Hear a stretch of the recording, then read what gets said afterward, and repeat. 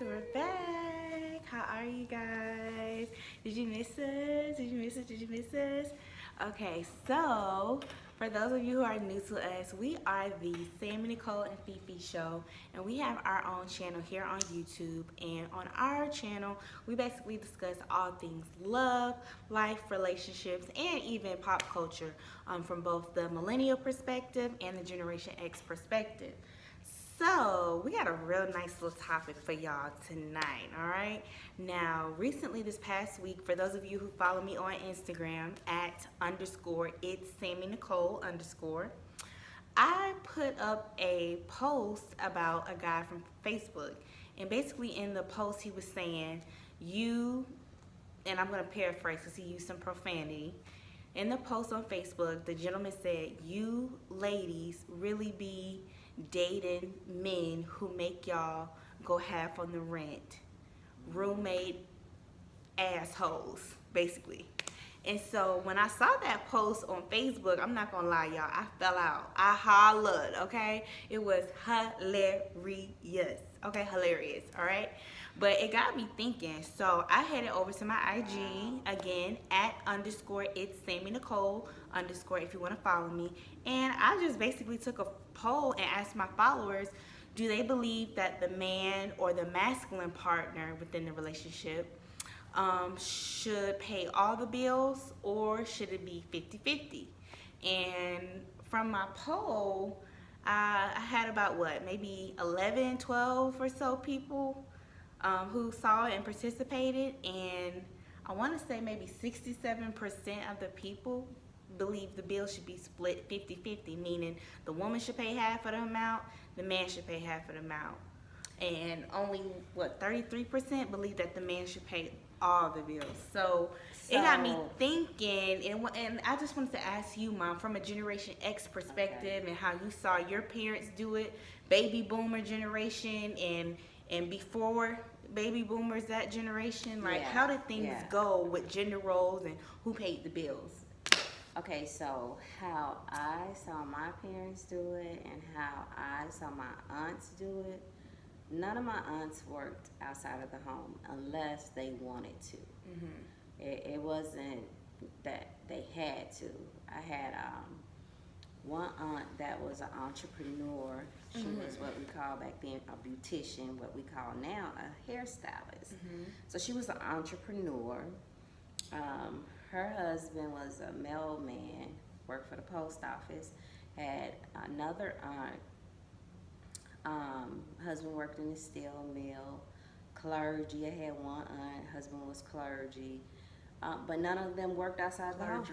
Clergy. None of them worked outside the home. I mean, unless they wanted to. My mom, she didn't work outside the home until I think my sister was in school, maybe the second grade. And it was told to my dad, I'm going to work so my kids can have more, not to pay bills. She didn't pay any bills, and he knew not to ask her to pay any bills. My daddy was a provider. He paid mortgage, paid all the bills, bought groceries. My daddy worked in the steel mill. I'm from the Midwest, and the steel mill is real popular up there. Everybody worked for the steel mill. So that's where my dad worked. And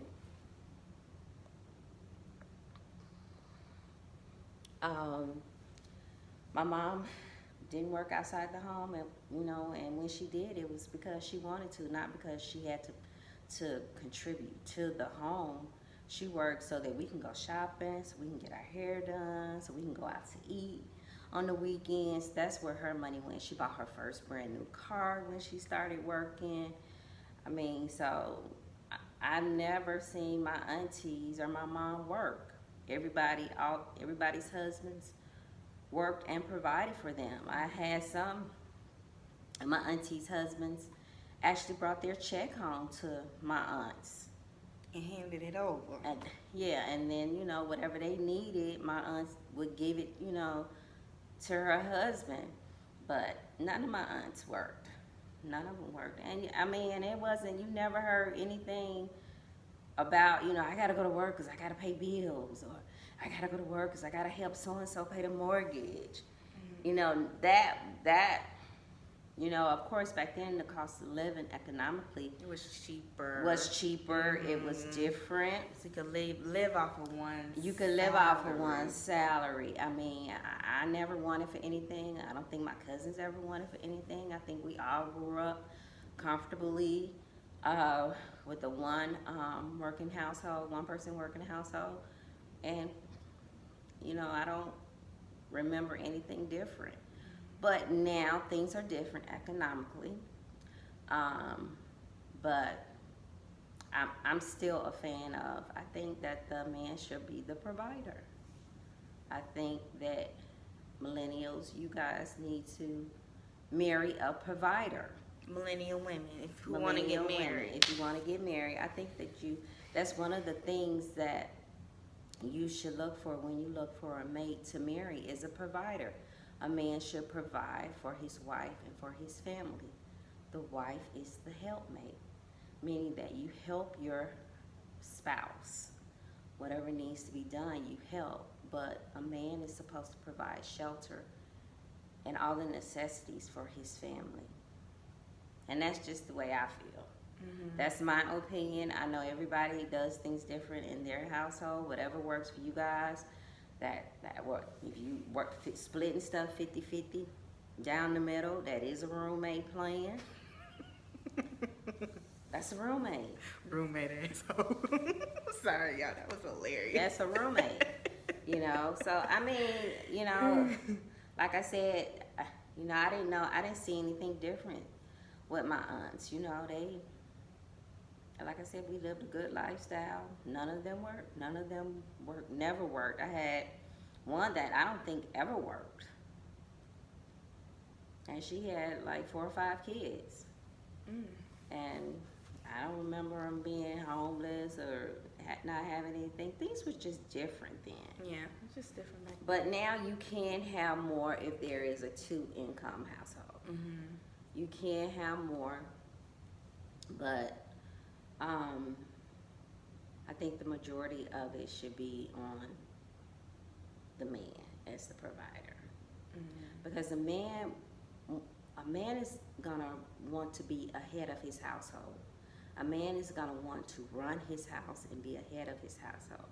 And in order to do that, man or masculine partner, whoever holds the more masculine energy in the relationship. Whoever holds the most masculine, whoever dominant wife, whether you have a wife, husband, or whoever holds that role in the relationship, is gonna want to be head of their household, and it costs to be the boss. And that's just the way I feel about it. So I think that I would say to a millennial, you all find someone that can provide for you. That's very important, to find a man that can provide. Even though, so would you wait a minute. Okay. You need to be able to take care of yourself. If something happens and that man cannot provide for you, meaning that you need you need a skill set, education, you need to be able to provide for yourself as well. But if you're married in a relationship, the dominant partner needs to be a provider. Whether it's a man, woman, or however relationship you have. And that's just my opinion. Mm-hmm. I don't think you should be splitting things 50-50 down the middle. I mean, I don't get that. That's roommate. So are you going to be head of your household and take care of your household? Now, it's, if I need to help you do some things, then that's fine. Pay a utility here and there, whatever, buy groceries or whatever. Smaller expenses. Yeah, smaller expenses, then, I'm good with that. Mm-hmm. But rent, mortgage, no. Okay. My opinion, that's just me. That's your opinion. That's my opinion. You're entitled to that. So everybody's different. Everybody run their household different. Whatever works for you, works for you. And you do you. Yeah. I think personally, I think the beautiful thing about this argument, and this is an argument that people get really passionate about, they go back and forth about. But from my perspective, I think the beautiful thing about it is that both type of men or masculine partners exist. If you want a man that believes in 50-50, those type of men exist. If you want a man that believes in paying all the bills and being the protector, those type of men exist too. So I don't think there's a need to put anybody down for one way or the other. You just simply need to go for the type of man or masculine partner that you prefer, that you want. All right.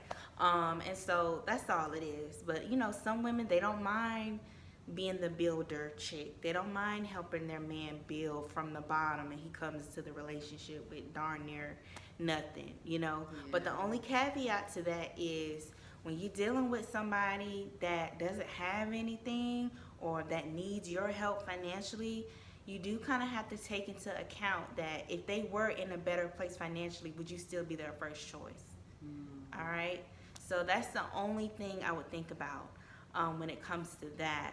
But also going back to a man that's a full provider, playing the devil's advocate. A lot of times you'll hear women say, especially, you know, women of color, you know, we have that strong, independent black woman script that we hold on to so tight, which I don't agree with, and we'll probably do a video about that. But a lot of times they may say, well, if I'm dating a man that's paying all the bills, I'm married to a man that's paying all the bills, what if he's abusive? What if he's going to hurt me or do that? And my counter argument to that would be, well, broke men can abuse you and disrespect you and cheat on you. So, I mean, go back to that little Future comment. You want to cry in the Honda or the Maserati? You know what I mean? You know, the same way a rich man can dog you out, so can a poor man. You know what I mean? It's just the character of the individual. I want to go back and say that my point and what I saw, you all have to realize that I grew up during a different time. In the 70s and 80s. And it was just a different time, but that was instilled in me. So I brought that into my marriages, into my relationships. I want a provider. I want a provider. I can provide for myself, if I had to. But as a feminine woman, you want a masculine alpha male that's going to provide. Exactly. Yeah, I don't think there's anything wrong with that. And then even as a millennial, I personally am hypergamous. So for those of you who don't know what hypergamous is, it's basically someone who is wanting to, date up and who's wanting to, whether it be, a higher financial bracket, and I'm unapologetic about it. I mean, I personally feel like, if I had my way, all women would be hypergamous, because I feel like when women raise their standards, men raise to their standards. They raise to meet it, So I just personally feel like as women, we control the tone of things. And I feel like if we would tighten up and require more, then the men would rise to the occasion. And, even with me being a millennial, I'm still not interested, in the 50-50. And maybe that's based off of how I grew up, seeing my mom and my stepdad. You just want, and then, even my real dad, you just want to, have a man that's going to be that provider and that protector. Right, exactly. Definitely you want to feel like you're protected. Right, and I want to feel like, if I want to have children and I don't want to go back to work after my, maternity leave, I want to feel like if I want to stay home a little bit longer, then I have the, option to do so versus, I got to hurry up and get back to work and help him, pay the bills. I don't want to date a man. For me personally, I'm speaking for myself, even as a millennial, I'm not interested in dating any men that need me financially. I'm not interested in that. Right, exactly. And that just doesn't work for me. I don't want to build from scratch. And a lot of times I feel like when women are transparent about not wanting to start from scratch or in the mud, men will shame them. But if you think about it, but if you think, get out and get your own money. Right. Well, I am capable of making my own money. And you're well educated and you're capable of making your own money. So it's not like, we're as women, we're not capable of providing for ourselves and we need a man to take care of us. We're just saying in the relationship, we want our man to play the role as a provider. Right. And even when you look at other cultures, other foreign cultures, they teach their daughters to marry up. They teach their daughters to marry men that are going to be providers, Right. And it just seems like only in America, especially amongst, black Americans, we as black women, in my opinion, we're taught to start from the bottom and struggle with our men. We're not taught to marry a man that's a provider, that's a protector. At least not within our generation, we're not. Maybe the older generation, Generation X and It's prior were different, taught yeah. that. But I feel like They as were. millennials, you see different posts on Facebook and Twitter and Instagram basically shaming women for being hypergamous or shaming women who just want a man that's financially stable, even women who are okay with the 50-50. Sometimes you'll have men who will say, well, where the women at that'll be with a man when he didn't have nothing, when he was poor, when he was broke? How many women are going to stay there with a man when he don't have nothing? Why would you lay up with a healthy, able-bodied man that don't have no car, that don't have no job, that don't have no money, that's not financially stable? Why would you lay up and Why would have you do sex that? with That's somebody a like child. that? Where is the logic in that? And I just feel like even with men, when men want something, when they have certain requirements, they're unapologetic about it. They It could go be, do what they want. it could be, I want a woman that has fair skin, or I want a woman that has big breasts or big butt or a slim waist. They don't make any apologies about that. So I feel like as women, we shouldn't make any apologies about what we want, you know what I mean? Especially if you're able to attract the very thing you want and you're able to, position yourself accordingly. So I don't see anything wrong with that. And there are men out there who date up. Men understand the concept of dating up. And I even have had male friends that encourage, me being hypergamous. They're hypergamous. They encourage, hypergamous, me wanting to go out there and, date men that are protectors and that can actually invest in me. Men will actually tell you that. There are a lot of men who get it. Don't be fooled, y'all. I know a lot of times we, see those Facebook and Instagram and Twitter posts of men dogging women out for wanting a man that's financially stable and that can provide. But there are men who do get it. That you won't find that type of man. Right. As a matter of fact, I was in the store today and I overheard a lady talking, an African American lady. She was on the phone with her girlfriend. She was talking. She was like, I think I would date him. He's this, he's that. He's really not my type, but he's an attorney. So, the thing that he's an attorney, meaning that he makes a good living, and so really wasn't her on his dad. really wasn't her type, but he was a attorney. So. And as women, we want security. We want to, if we're gonna procreate with you, we want to know that you can take care of the family. Right. And I feel like, women subscribing to this, being a builder chick or starting from the bottom, zero, my man don't have nothing, we gonna be poor and broke together, and bringing children into the world, that's how poverty starts. That's how you have generational poverty. You keep spewing that rhetoric, that broke mentality, and that's not good. Especially when you're trying to have a family. You can't pay the light bill with love. I tried it. It don't work.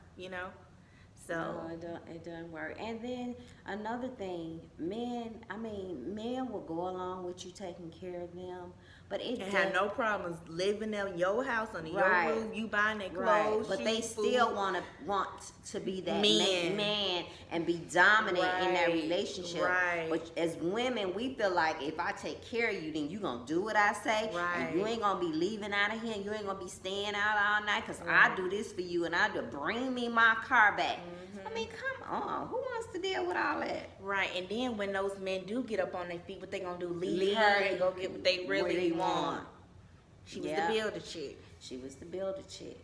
Yeah, so exactly. You know what I mean? That's why I say you got to really think about it. When somebody is down and out and they don't have anything, would you be their first pick if they weren't in that situation? Wow. If they were in a different financial or tax bracket? Wow. You know what I mean? You got to really think about that, because it's a lot of what we call them on social media homeless sexuals, where they basically date people for a place to stay. Both male and females. That happens.